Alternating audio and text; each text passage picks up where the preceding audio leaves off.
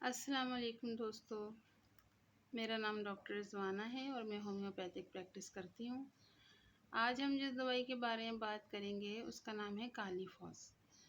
کالی فاسفوریکم جو ہے وہ ہومیوپیتھک کی بہت ہی بڑی دوائی ہے۔ جو لوگ تھکن اور اعصابی تھکن جو ہوتی ہے، یعنی جسمانی اور اعصابی طور پہ مریض بالکل تھکا ہوا ہوگا، جیسا کہ آج کل ہمیں تو کلینک میں بہت سے ایسے کیسز دیکھنے کو ملتے ہیں کہ کچھ دل نہیں چاہتا کرنے کا، بس اب بہت تھکن ہو جاتی ہے، کہیں گئے تو تھک گئے، کہیں سے آئے تو تھک گئے، اور کوئی نیا کام کرنے کا دل ہی نہیں ہوتا۔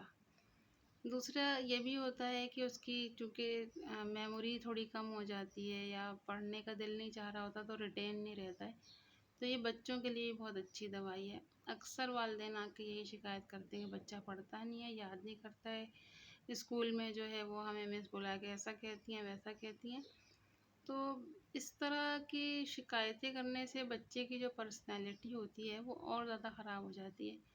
اب ایک بچہ ہے جو اندر سے کمزور ہے، بظاہر آپ کو صحیح لگ رہا ہے، لیکن اس کے اندر سے ہی وش نہیں ہو رہی ہے، وہ اندر سے ہی انرجیٹک فیل نہیں کر رہا کہ وہ پڑھائی کر سکے۔ ظاہر ہے پڑھائی کرنے کے لیے بہت زیادہ انرجی چاہیے ہوتی ہے، بہت زیادہ اس کو موٹیویشن چاہیے ہوتی ہے، لیکن ایک تھکا ہوا ہے بندہ ہے۔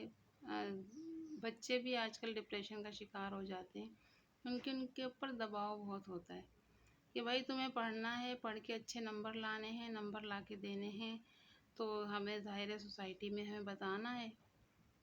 تو پلیز ایسا مت کیجیے بچوں کے ساتھ۔ بچوں کو سمجھنے کی کوشش کیجیے کہ بھائی ان کے ساتھ کیا مسئلہ ہے۔ اگر وہ نہیں، ان کی رپورٹس اچھی آ رہی ہیں، ٹیسٹ میں فیل ہو رہے ہیں یا ایگزام صحیح سے نہیں دے پا رہے، تو اس کے لیے باقاعدہ علاج اور دوائیں موجود ہیں، تو اس طرف بھی آئیں بجائے کہ ہر وقت ان کو سمجھانے کی۔ تو چلیں ہم اب دوائی کی طرف واپس آتے ہیں کہ اس دوائی میں بہت زیادہ کمزوری پائی جاتی ہے، اعصابی اور جسمانی کمزوری۔ مریض جو ہے وہ تھکا ہوا فیل کرتا ہے، اور وہ اکثر بھول جائے گا چیزوں کو، کہیں رکھ کے بھول جائے گا، یا اسے کچھ پڑھنا ہے تو اسے بہت بار پڑھنا پڑتا ہے۔ تو اکثر بچوں کو جو ہم دیتے ہیں یہی دوائی اکثر دیتے ہیں، تو وہ پھر آ کے کہتے ہیں کہ ہمیں پھر وہی والی دوائی دے دیں جو آپ نے ہمیں پچھلے ایگزام میں دی تھی۔ تو اس کے رزلٹس واقعی بہت اچھے ہیں۔ میں تو اپنے 24-25 سال کی پریکٹس میں دیکھ رہی ہوں کہ اس کے رزلٹس بہت ہی اچھے ہیں۔ دوسرا یہ کہ اکثر بچوں کی آئی سائٹ ویک ہوتی ہے، پڑھائی نہیں کر پاتے صحیح سے، آنکھوں کی کمزوری کی وجہ سے، تو یہ دوائی اس کو بھی کور کرتی ہے۔ اگر کچھ عرصے دے دی جائے تو اکثر بچوں کا چشمہ تک اتر جاتا ہے اور کافی اسٹرینتھن ہو جاتا ہے اس کا۔ اچھا، ہاتھ پاؤں میں اس کو ایسا لگتا ہے جیسے اتنی کمزوری ہے جیسے وہ اٹھا ہی نہیں پائے گا، ایک فالج جیسی کیفیت سمجھیں آپ۔ فالج ویسے نہیں ہوتا، لیکن اس کو اندر سے انرجی کی کمی کی وجہ سے اس کو ایسا ہی لگ رہا ہوتا ہے۔ تو یہ دوائی کچھ عرصے دے دی جائے تو تھکن اور یہ جو اس طرح کی لیزینس ہوتی ہے وہ دور ہو جاتی ہے۔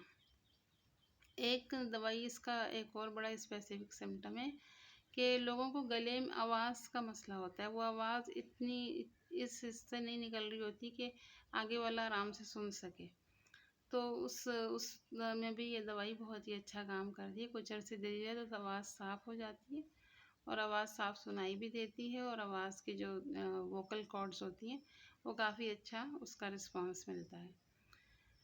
تو اگر آپ کو یہ دوائی استعمال کرنی ہے تو آپ اپنے کسی ہومیوپیتھک ڈاکٹر سے پوچھ کے استعمال کر سکتے ہیں، ہم سے پوچھنا چاہیں تو کمنٹ میں پوچھ سکتے ہیں۔